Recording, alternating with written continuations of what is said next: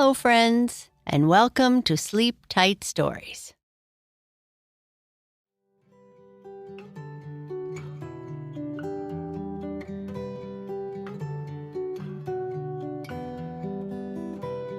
Bernice is back, and she is starting to get ready to go back to school. She has been over to Bobby's house and saw the supplies he got for going back to school. When she gets home, she has a few questions for Papa Bear. Bernice gets ready for school. "Hi, Papa, I'm home," yelled Bernice as she walked in the front door of their small house, kicking off her sneakers and closing the door. "I smell something super yummy, which is really good because I am also super hungry," she said. "I thought you might be. That's why I cooked you some peas, asparagus, and cauliflower for snack," Papa Bear said from the kitchen. "I love vegetables, Papa, but there is no way what I smell is those vegetables," Bernice said as she zoomed into the kitchen, Papa Bear's favorite room in the house. "What does it smell like?" asked Papa Bear. "It smells like cookies, Papa." "Can you guess what kind? Don't look. See if you can guess," Papa Bear asked with a great big smile. "Are they chocolate chip?" "They are not." "Are they oatmeal?" "Nope. Last guess." "What if I guess wrong, Papa?" Bernice said with a look of concern. "Then I get a bite of your first cookie," Papa said, laughing. "Hey," Bernice said with a laugh. "Okay. Are they peanut butter cookies, Papa?" As Papa Bear placed a plate full of cookies on the table, he said, "This guessing game wasn't really fair, as I tried a new recipe today. These are called funfetti cookies. I don't mind if the guessing game isn't fair if I get to eat some cookies, Papa," she said as she took a bite of the first one. "Very yummy. I love the sprinkles on top." "I'm glad you like them, little bear.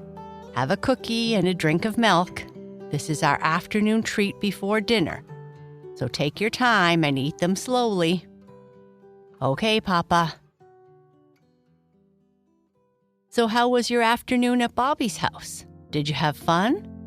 Is Bobby excited about going back to school?"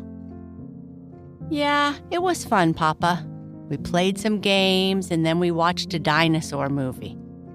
We've watched this movie so many times, but that's okay. Bobby seems to be excited about school, Papa, but..." He showed me all his school supplies. "Did he get a new hammer and chisel this year so he could find dinosaur bones around the schoolyard?" Papa Bear said with a smile. "No, I think he got a shovel this year. But he did get a super cool backpack, Papa.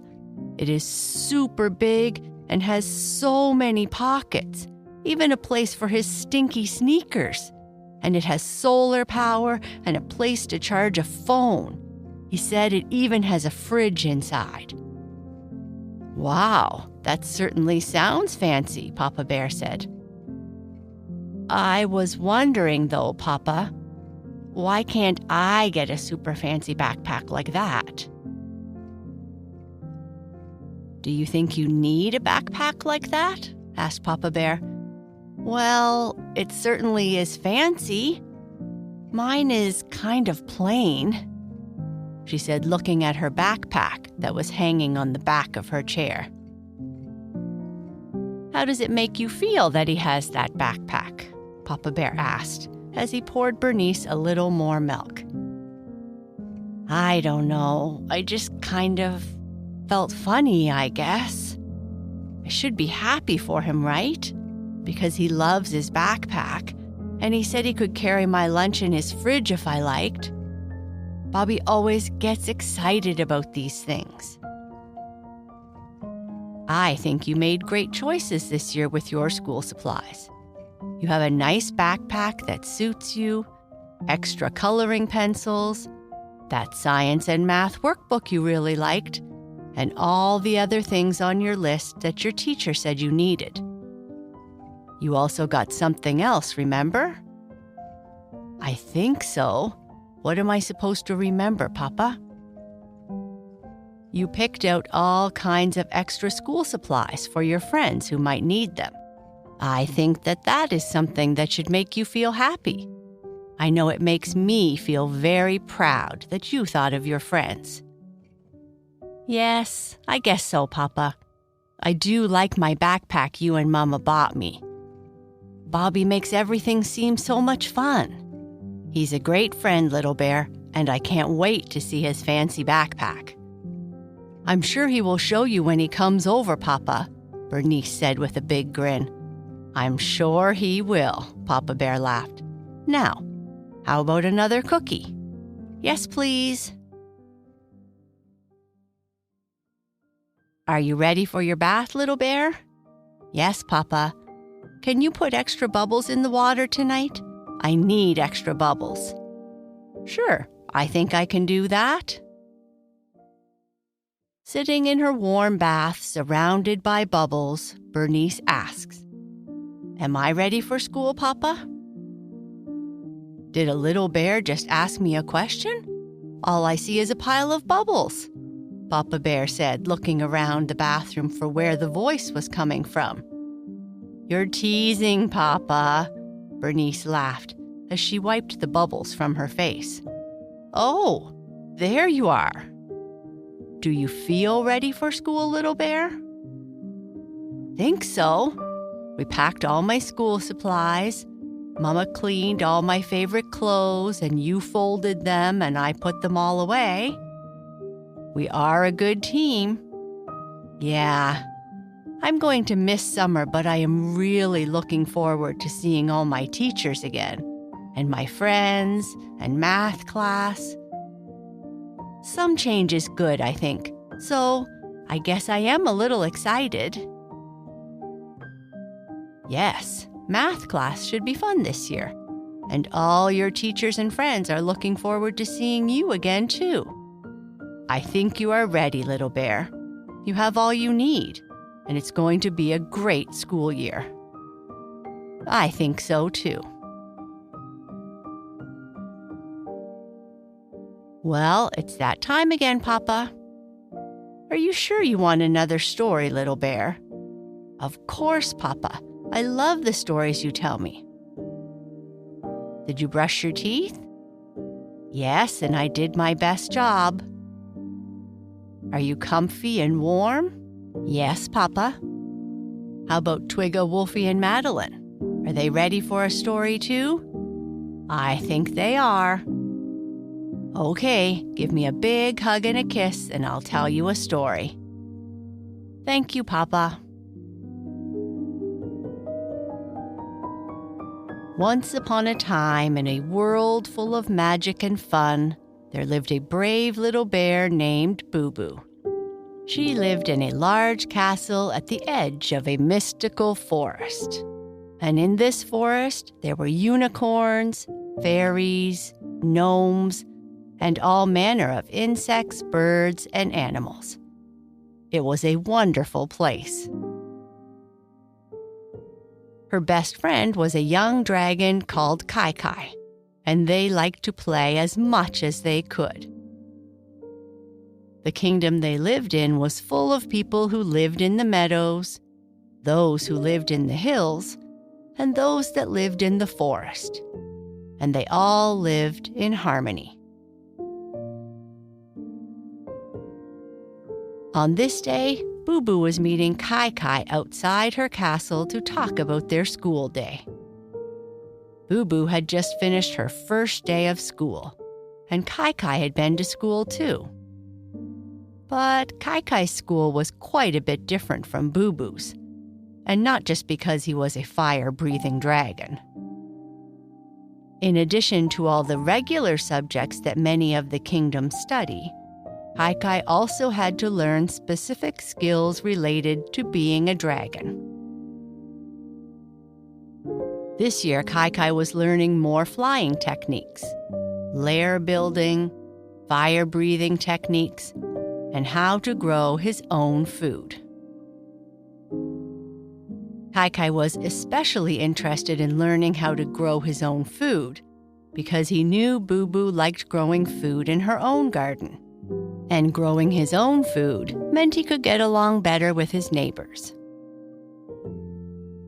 Kai swooped down from the sky to where Boo Boo was waiting in the garden. "Is the gardener here?" he quietly asked. Though the gardener was warming up to him, Kai was still concerned that he might get upset if he saw him. The gardener was from a different time, when dragons were not as careful as they are today. And when he first met Kai, he was concerned he might stomp on some plants.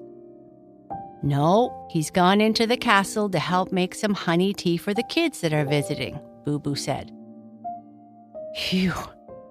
So, how was school today? I know you were a little bit nervous about your first day," Kai asked. "It was a good day, except that I had my shirt on backwards. I forgot my lunch, and I walked into the wrong classroom," Boo Boo said with a sigh. "Ah, ha, that sounds like an eventful start." "Yes, it was good for a laugh. Everyone in the school knows my name now," Boo Boo said with a laugh. "You're famous now." "Infamous, I think." "You don't seem too upset about it. You seem pretty happy. So I guess that it's just a funny thing, right?" asked Kai. Bixie used to say something like, "It's water under the bridge." We all have those kinds of days, and I got mine over with. So the rest of the year should be uneventful, Boo Boo said with a smile. "You hope," Kai said with a laugh. My classmates were good about it, and we all had a good laugh. "So, how was your day, Kai?" "Well, mine was not as fun-sounding as yours," Kai said. "Luckily, I don't wear shirts, and we only have one classroom. This past week, Old Master Tan Wen gave us a bunch of tests to see, in her words, how far we have fallen behind over the summer break." Tests, ugh. She sounds like a super tough teacher. "She is the toughest. It is going to be a challenging year, I think," Kai said with a sigh. Perhaps Tan Wen just wants the best from her class." "Boo Boo, you sound just like my parents. That's the exact same thing they said," Kai said, laughing. "Tan Wen is a great teacher. It's easy to see how kind she really is if you look." Speaking of parents, I think mine want me to come in early today. They want to know how my first day at school went. So I don't think I can play today. And it looks like the gardener has kindly done my chores for me, Boo Boo said. "Okay, but first tell me about science class. You were excited about that one since you have been having extra classes with Bixie." "I think Bixie must be talking to the science teacher because we talked about trees today. It's the first day, so we didn't discuss much, but I did learn that if a birdhouse is hung on a tree branch, it won't move up the tree as the tree grows." Maybe we should try putting a birdhouse up on a tree this weekend and see what happens," Kai said. "Good idea. It could be our weekend project." "See you tomorrow after school," Boo Boo said as she left to go inside the castle. "Wouldn't miss it for the world," Kai yelled as he flew up into the sky. And with that, Papa Bear gave Bernice a kiss on the forehead, adjusted her blanket, making sure that her friends were comfy too, turned off her lamp, and quietly whispered, "I love you, little bear."